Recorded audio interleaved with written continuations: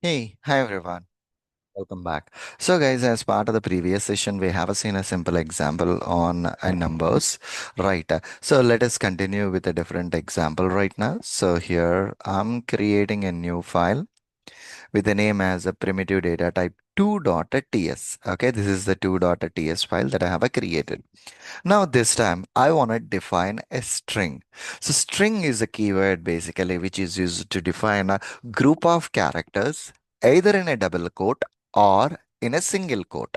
So here what I'm gonna do right now is var. So here let me put it var and the name is employee name colon. See here automatically in the previous session we have seen how exactly we can add a copilot. See, whenever I type as an employee name, my copilot is suggesting me that. I pressed a tab and I am changing this one to Surendra. And here employee first name. Okay, employee first name where employee last name. See, basically, automatically it's giving me this suggestion, and I'm using just a tab button so that it's populating that. Okay, Jagannatham. So I have a defined Surendra Jagannatham into this particular one.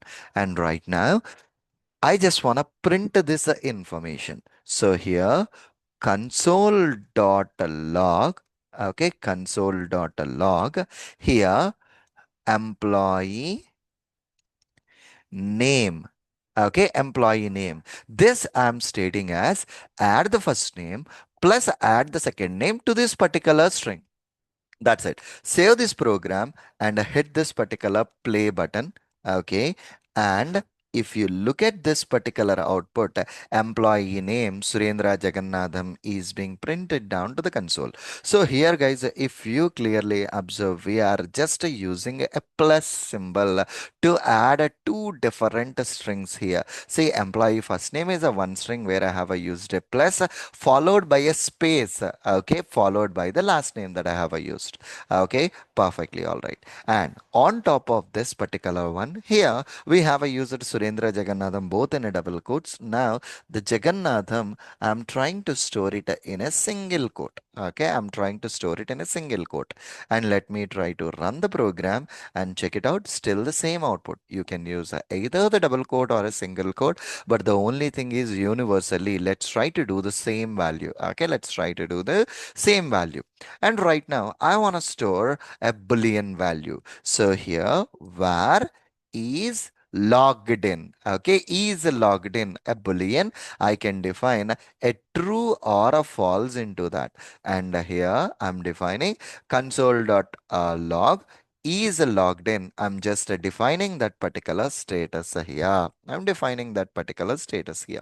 Let me try to run it and check it out here. See, Surendra Jagannatham is the name and is logged in status is a false.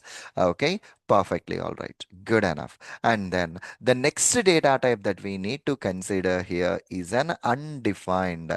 Okay, undefined is another data type. So undefined is precisely used if you don't want to assign any value to that.